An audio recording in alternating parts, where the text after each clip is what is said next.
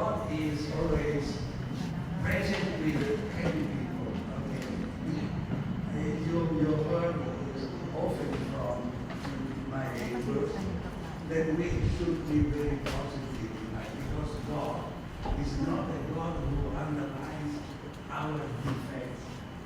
Just the opposite. He's trying to help us to recover and to go on with the new hope. Okay, 33 years. Okay, very young. Okay, very young. Okay, full of hope. Okay, go on, and glorify God and thanking God for the time that He is giving us. Okay, try to transform this time into a good place for everybody. So you are in charge of everybody and make this community once more united. Okay, thanks be to God. Amen. Thank you so much, Father.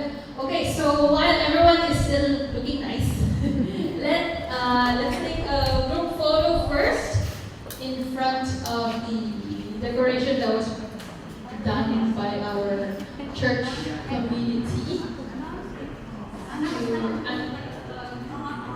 Okay, so Tagalogin ko na lang. Tagalog na lang. Excuse me. So, ano na lang po, dito po tayo lahat sa harap. Mag-arrange na lang po kayo ng as you see fit.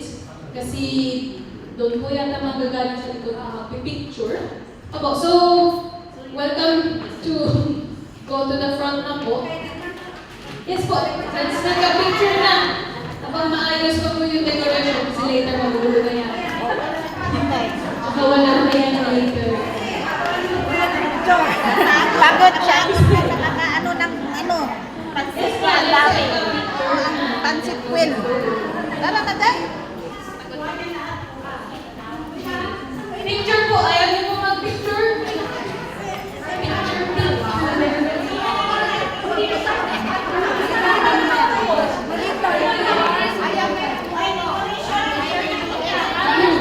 Pwede naman po may mga nakaupo sa harap para po makita naman yung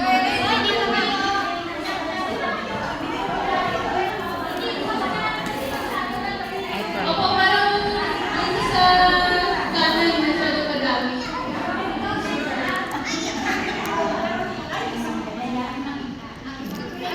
Don't worry, kita kayo lahat. Okay? Kita kayo lahat. Okay. Yung pinakamagandang smile. Oy, bossing, doon na, bossing. Okay, ready? 1, 2. Seriously, tinakpan mo yun nasa likuran mo.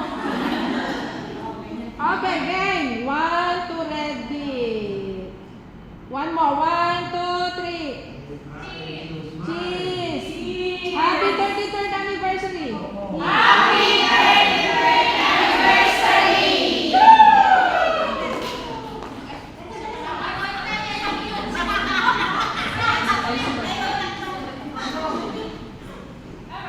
Okay, 1, 2, 3. Waki. 1, 2, 3. Waki, 1, 2, 3. Okay, good. Okay, last